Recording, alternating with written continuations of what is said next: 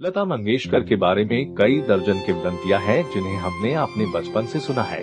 किंवदंतियों का कोई आधार नहीं होता, वे कितनी सत्य है इसका भी मतलब नहीं होता। जनमानस इसकी चर्चा करके अपने उस महान नायक को अपने मन में ईश्वर के बराबर या यूं कहें से अपने से इतर और जनमानस से उच्चतर साबित करके अपने को संतुष्ट करता है। आज से करीब 4 दशक पहले मेरे आसपास के लोगों ने लता मंगेशकर की महानता को साबित करने के लिए मुझे बताया कि अमेरिकी सरकार ने लता मंगेशकर का गला खरीद लिया है। लता जी के मरने के बाद उस पर अमेरिका में रिसर्च होगा कि लता जी की आवाज में इतनी माधुर्य क्यों और कैसे है। किसी भी कालखंड में पैदा हुए महान लोगों की महानता को साबित करने के लिए इस तरह की किंवदंती कथाएं प्रचलित हो जाती हैं। इसलिए किसी भी महान शख्सियत की महानता को नापने का एक बहुत बड़ा पैमाना उनके बारे में हम किंवदंती कथाओं के प्रचलित होने को भी जरूर माना जाना चाहिए। तमाम वीर योद्धाओं, न्यायप्रिय राजाओं, चतुर मंत्रियों, प्रख्यात लेखकों, महाकाव्य के रचयिताओं के बारे में उनके जीवन से जुड़ी किंवदंती कथाएं भी उतनी है प्रचलित रही हैं।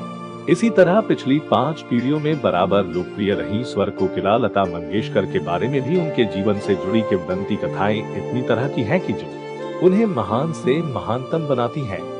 ये किंवदंतियां ऐसे ही जन्म नहीं लेती हैं। दरअसल जनमानस में जब किसी के लिए ऐसा भाव पैदा होने लगता है जिसे सोचकर लोगों को लगता है कि इसमें कुछ ऐसा है जो सामान्य मानव में नहीं हो सकता है, मतलब आम जनमानस से कुछ ऊपर का है, इसमें कुछ ईश्वरीय गुण लिए हुए।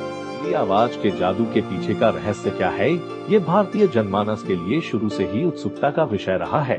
इसके बारे में तरह के किस्से लोगों के बीच में सुने जाते रहे हैं।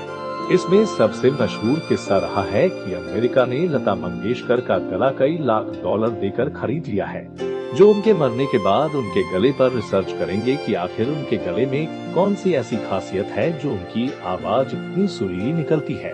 करीब 4 दशक पहले मेरा बाल मन इस बात को कभी स्वीकार नहीं कर पाया। बचपन में मेरा जिज्ञासु मन कितने ही लोगों से यह जानने की कोशिश किया कि इस बात में कितनी सच्चाई है। आज मैंने गूगल किया तो पता चला कि अभी भी बहुत लोगों को यह जिज्ञासा है कि इस बात में कितनी सच्चाई है। 4 दशक पहले जो बात मुझे गांव के लोगों ने लता मंगेशकर को महान साबित करने के लिए बताई थी, उसको लेकर अब भी लोगों में जिज्ञासा बरकरार है और लोग गूगल की तमाम क्वेश्चन आंसर वाली वेबसाइटों पर इस सवाल को पूछते हैं। इस तरह की किंवदंतियां कैसे जन्म लेती हैं ये कोई नहीं जानता। मोहम्मद रफी के बारे में भी एक ऐसी ही किंवदंती सुनी जो बाद में हकीकत से कोसों दूर निकली। गांव में किसी ने मुझे बताया था कि एक बार नौशाद साहब को ट्रेन पकड़नी थी, वो लेट हो रहे थे। प्लेटफार्म पर हड़बड़ी में उनका पैर एक सोए हुए भिखारी से टकरा गया। नौशाद साहब के आगे बढ़ते ही भिखारी ने गाते हुए कहा कि अरे जाने वाले। नौशाद साहब ने आवाज सुनते ही अपनी यात्रा कैंसिल कर दी। भिखारी को स्टूडियो ले आए जो बाद में मोहम्मद रफी बन गया। हमारे नायकों के बारे में ऐसी किंवदंतियां उनके सम्मान के चलते ही निकल कर आती रही हैं।